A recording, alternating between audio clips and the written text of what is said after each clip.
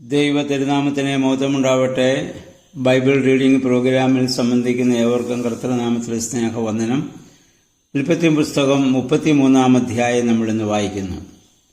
32 അധ്യായത്തിൽ ദൈവദൂതൻ യാക്കോബുമായി മല്ലടിക്കുന്നത് നമ്മൾ കണ്ടു. ആ ദൈവദൂതൻ മനുഷ്യാവതാരം ചെയ്ത നമ്മുടെ കർത്താവായ യേശുമശിഹായാണ്.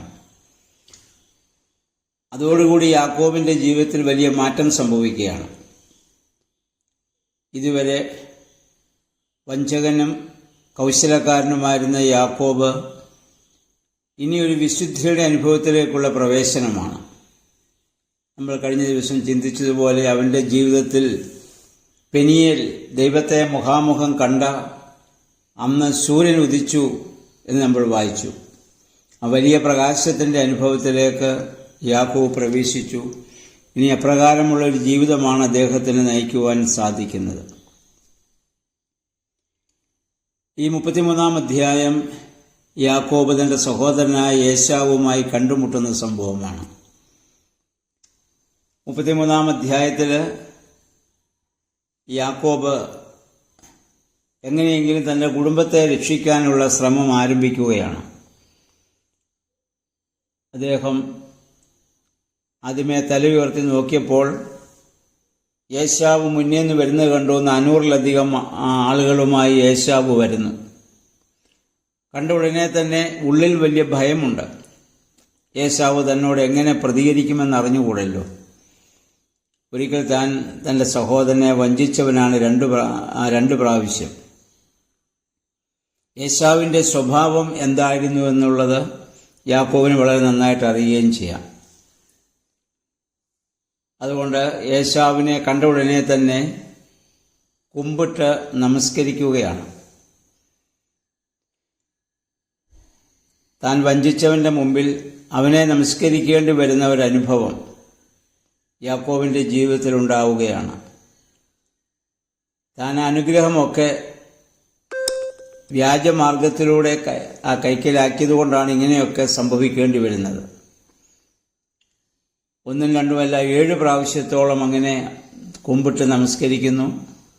തൻ്റെ ഭാര്യമാരെയും മക്കളെയൊക്കെ അദ്ദേഹം മുന്നിൽ നിർത്തി, ഏറ്റവും മുന്നിൽ ലേയെയും അല്ലെങ്കിൽ തൻ്റെ അവരുടെ ബാല്യക്കാരെയൊക്കെ മുന്നിൽ നിർത്തി അവസാനം റാഹേലിനെയും ജോസഫിനെയും അദ്ദേഹത്തോട് ചേർത്ത് നിർത്തുന്നു.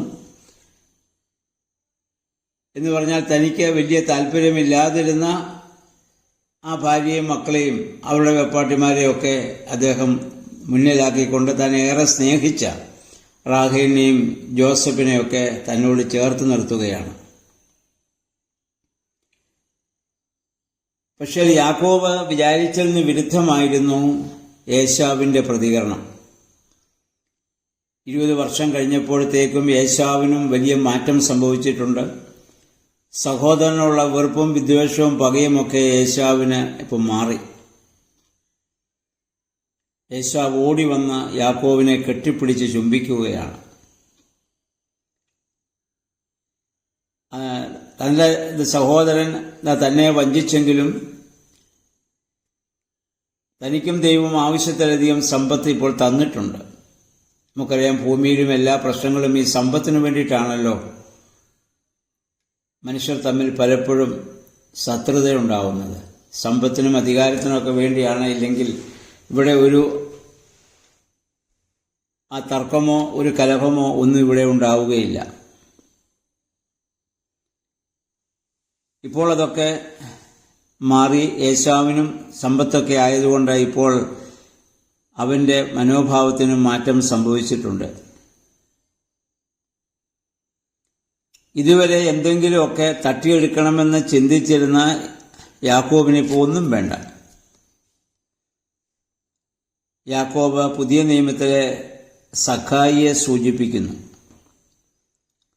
മരത്തിൽ കയറിയ സഖായി അല്ല, മരത്തിൽ നിന്ന് ഇറങ്ങി വന്നവനായ സഖായി. യേശുവിന്റെ കൂടെ നടന്നപ്പോൾ ഭവനത്തിൽ ചെന്ന് അവിഹിതമായി വാങ്ങിയതൊക്കെ 4 ഇരട്ടിയും നേരായി സമ്പാദിച്ചതിൻ്റെ പകുതിയും ദാനം ചെയ്യാൻ അദ്ദേഹം അവിടെ തയ്യാറാവുന്നു.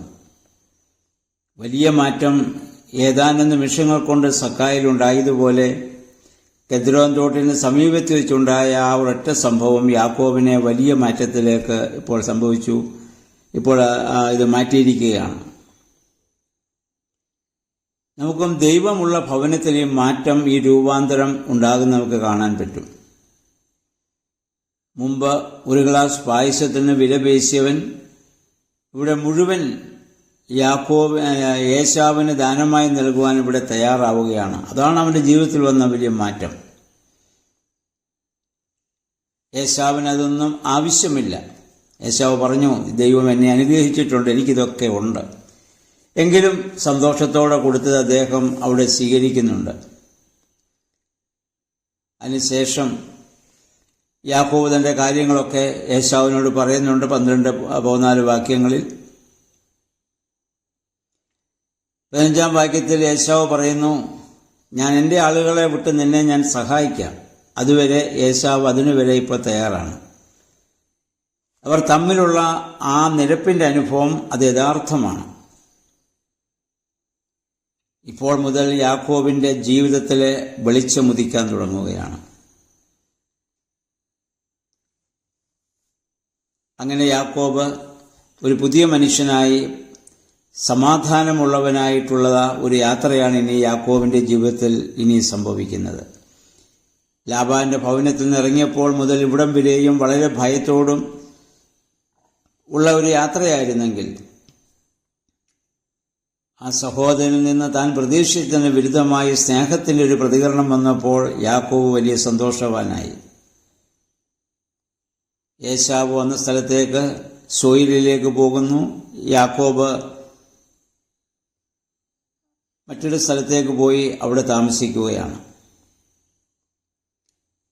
യാക്കോബ് ഇപ്പോൾ മുടന്തനാണെന്ന് പറഞ്ഞാൽ ആത്മീയത അവൻ പഠിച്ചു വരുന്നതേ ഉള്ളൂ. നമ്മൾ വായിക്കുന്നത് യാക്കോബ് ഒരു യാഗപീഠം പണിയുന്നതായി നമ്മൾ കാണുന്നു.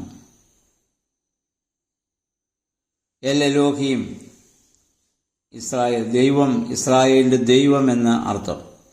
ആ ബലിപീഠത്തിൽ യാക്കോബ് ദൈവത്തെ ആരാധിക്കുന്നു.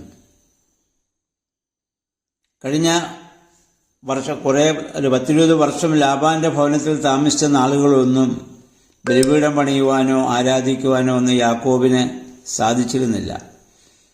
കാരണം വിഗ്രഹങ്ങളെ, അന്യദൈവങ്ങളെ ആരാധിക്കുന്ന ഭവനമായിരുന്നത്. അവിടെ നിന്ന് യാക്കോബ് ഇപ്പോൾ രക്ഷപ്പെട്ടു, ദൈവത്തെ മുഖാമുഖം കണ്ടു. ഇനി അവൻ ആരാധിക്കാതിരിക്കാൻ യാക്കോബിന് സാധിക്കുകയില്ല. ദൈവ അനുഗ്രഹം നമ്മൾ വരുമ്പോൾ, അപ്പോഴാണ് നമുക്ക് ദൈവത്തെ ആരാധിക്കുവാനും ദൈവസ്ഥാനത്തിലായിരിക്കാനും ദൈവവചനം വായിക്കുവാനും ധ്യാനിക്കുവാനും ഒക്കെ നമുക്ക് ആഗ്രഹമുണ്ടാവുക. ഇന്നു മുതൽ നമ്മൾ കാണുന്നത് തികച്ചും ആത്മീയനായ ഒരു യാക്കോബിനെയാണ്. ഞാൻ കഴിഞ്ഞ അധ്യായത്തിൽ പറഞ്ഞതുപോലെ യാക്കോബിൻ്റെ ജീവിതം നമുക്കൊരു വലിയ മാതൃകയാകണം. നമ്മുടെയൊക്കെ ജീവിതത്തിൽ യാക്കോബിന് ഉണ്ടായ ആദ്യ മനോഭാവത്തോടുകൂടി തന്നെ നമ്മൾ ജീവിക്കുന്നവരാണ്. ദൈവത്തെ ആരാധിക്കുന്നുവെങ്കിലും മനോഭാവം യാക്കോബിൻ്റേതാണ്. അതിൽ നിന്ന് വ്യത്യസ്തമായി സൂര്യൻ ഉദിച്ച ആ ദൈവികമായ വെളിച്ചം നമ്മിലേക്ക് വന്നതിൻ്റെ അനുഭവം ഈ വേദപുസ്തക വായനയിലൂടെയൊക്കെ ആ മാറ്റം നമ്മുടെ ജീവിതത്തിലുണ്ടാകണം. അപ്പോൾ മാത്രമേ ഈ ബൈബിൾ വായിക്കുന്നതിൽ അർത്ഥമുള്ളൂ, അല്ലെങ്കിൽ അതുകൊണ്ടുള്ള പ്രയോജനം നമുക്ക് ലഭിക്കുകയുള്ളൂ. ഇല്ലെങ്കിൽ വെറുതെ പുസ്തകം വായിച്ചു വിട്ടു എന്നുള്ളതല്ലാതെ അതുകൊണ്ട് മറ്റു കാര്യങ്ങളൊന്നുമില്ല. അതുകൊണ്ട് ആ മാറ്റത്തിന് ദൈവമേ, പരിശുദ്ധാത്മാവേ, ഞങ്ങളെ ശക്തീകരിക്കണമേ നമുക്ക് പ്രാർത്ഥിക്കാം. ദൈവം അതിന് നമ്മെ സഹായിക്കട്ടെ.